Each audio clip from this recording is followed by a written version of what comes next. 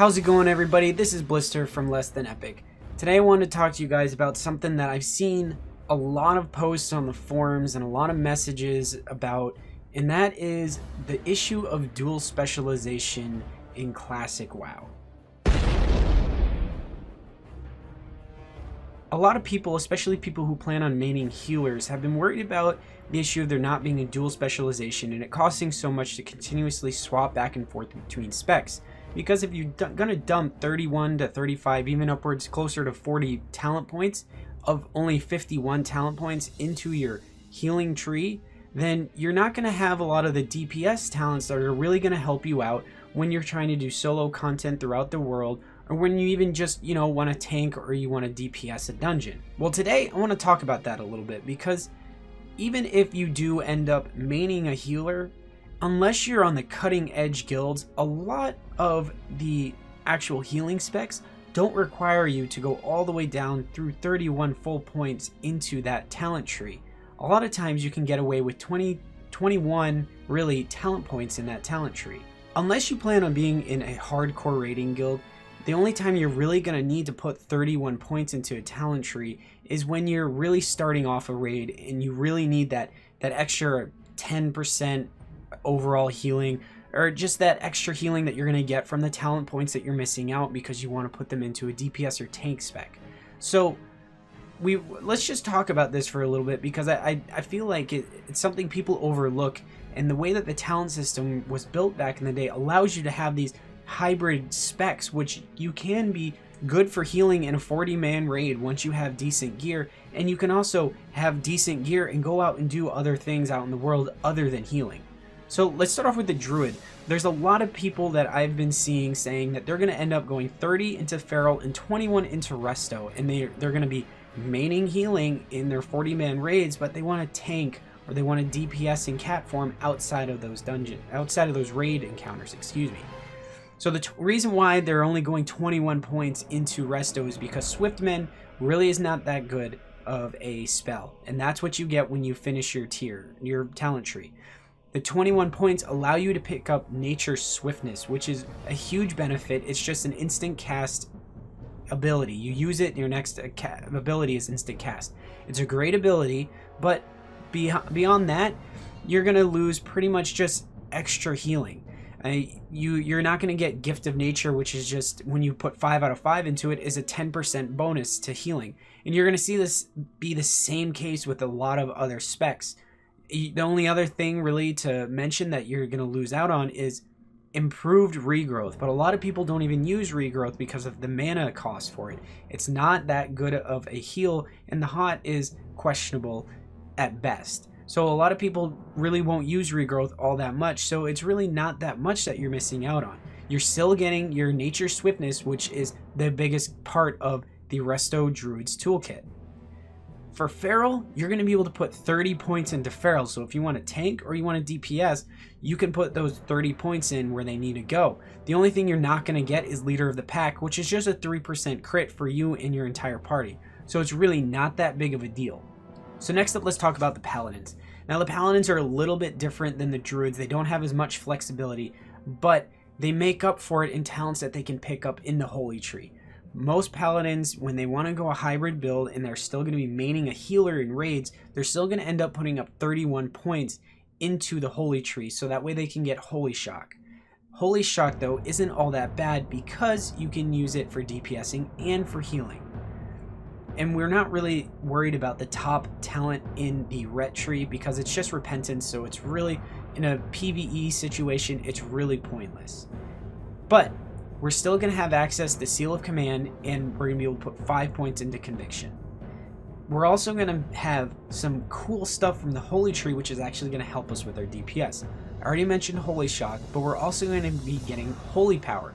Holy Power is going to be a 5% Holy Spell crit, and that's coming from your Holy Tree. So that's going to help with your Holy Shock, your Judgments, things like that. That's actually holy damage. You're going to be at 5% extra crit for those alone because of the Holy Tree. Then you're also going to be able to dump 5 points into Divine Strength in the Holy Tree, which is 10% strength. You will miss out on a couple things in the Ret tree, though. You're not going to be able to get two-handed specialization, which is 6% melee extra damage. You're not going to be able to get a sanctity aura, which is 10% holy damage aura. And you're not going to be able to put 5 out of 5 in vengeance, which is a 15% physical and holy bonus damage for 8 seconds after you land a crit. But you also do get some benefits from going in ret for your holy tree. If you decide to take the judgment cooldown decrease from the ret tree, that can actually help you while you're healing if you're judging wisdom to get your mana back to be able to heal more.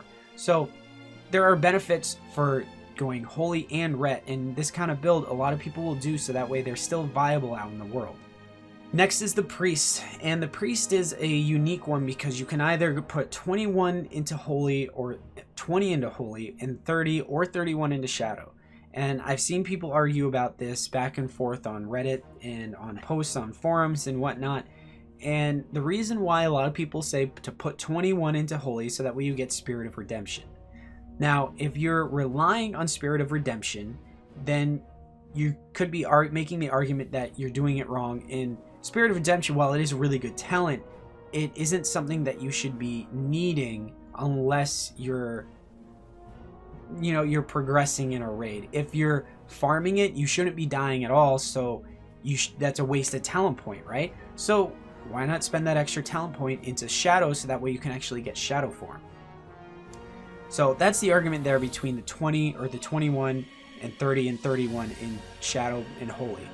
So you will lose some things in holy, however, by going down this road, putting 30 or 31 points into the shadow tree. You're not going to be able to get your spiritual guidance, which is a 25 healing bonus, which is based on your spirit. So you get 25% of your spirit turned into bonus healing. And then you're also not going to get spiritual healing, which is just, again, just like the resto tree for the druid, it's just a 10% healing bonus. You aren't going to get Lightwell, but by all means, Lightwell is really not that good of a talent, just like Swiftman was for the druids. Shadow, you're not going to really lose anything depending on how you build. If you go 31 into Shadow, then you'll have everything. If you only go 30, then you're going to be missing Shadow form. But even if you're missing Shadow form and you put 30 points into your Shadow tree, you're still going to be fine when you're out in the open world. You may get some people that are questioning what you're doing when you're actually in a 5-man if you're trying to DPS without Shadow form, but you'll still be fine. You're not going to have any problems killing things. And you're also going to get some bonuses from Shadow depending on if you can do certain things in a raid. You're going to have Vampiric Embrace, and you're going to have Shadow Weaving, and if you take the talent, you're going to have the Fade cooldown reduction. Now, Vampiric Embrace and Shadow Weaving, you're only really going to be able to use those if your raid allows you to, throw in the occasional Shadow Word Pain or throw in the occasional Smite, or not Smite, excuse me, Mind Blast, those kind of, your shadow damaging spells. Shadow Weaving is 3% extra shadow damage on the target when you cast a shadow spell on it. It's amazing for locks, but unless you can actually find time to cast those spells without running through your mana while trying to heal at the same time, you may not be able to use that. But if you are, that plus the Vampiric Embrace, those two things combined can actually help compensate for some of that healing loss that you're getting from not being able to put 30 to 31 points into your holy tree.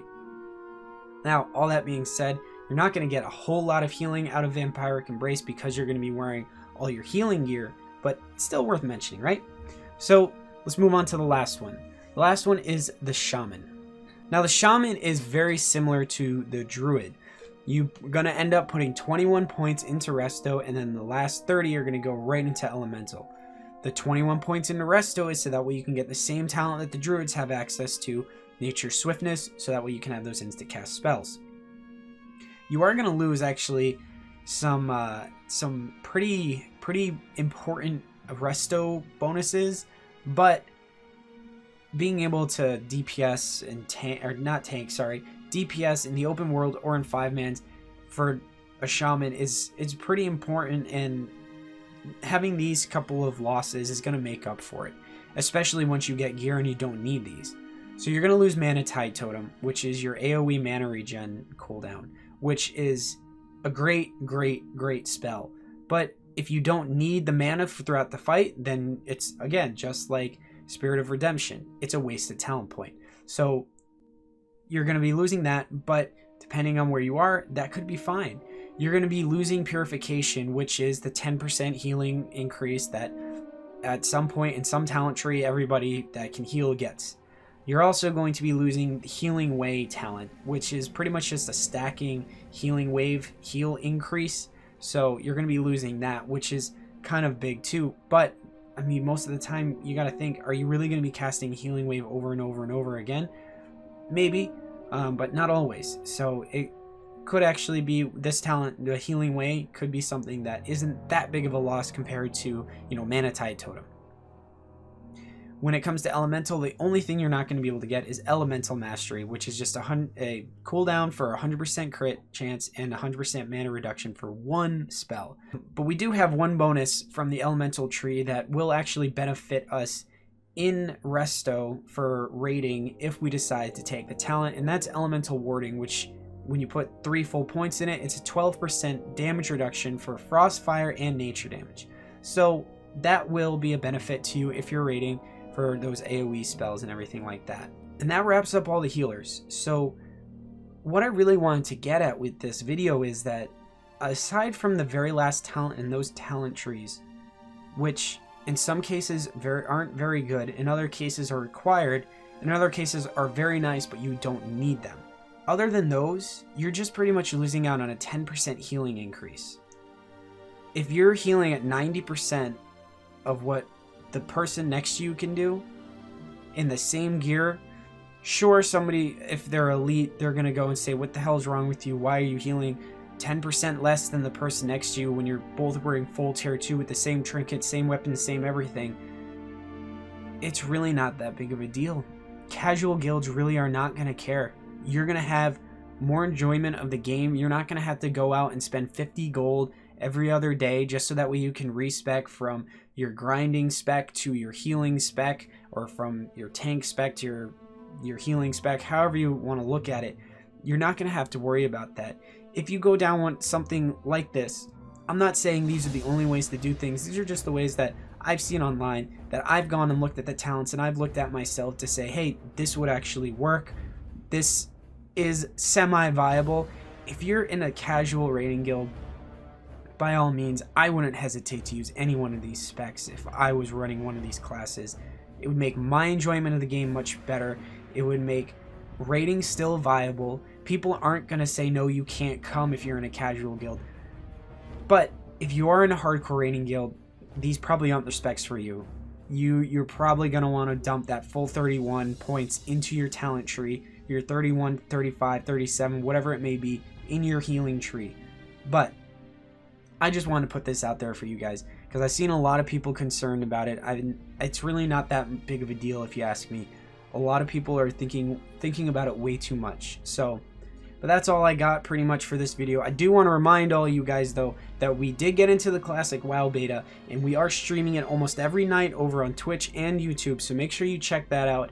We're always looking to talk to people. It's been a hell of a time so far. We're looking to keep on playing. We're going to play as much as we can until they close the beta. We're going to do some stress testing. I'm about to hop on over to the stress test right now once I get done with this video. So anyways, guys, thanks for watching, and I'll see you in the next one. Hey, it's Radit here. Don't forget to hit that like button and subscribe as well. It really helps out the channel. We put out multiple new videos each week, and we appreciate all of your support. Thanks for watching, everyone, and cheers.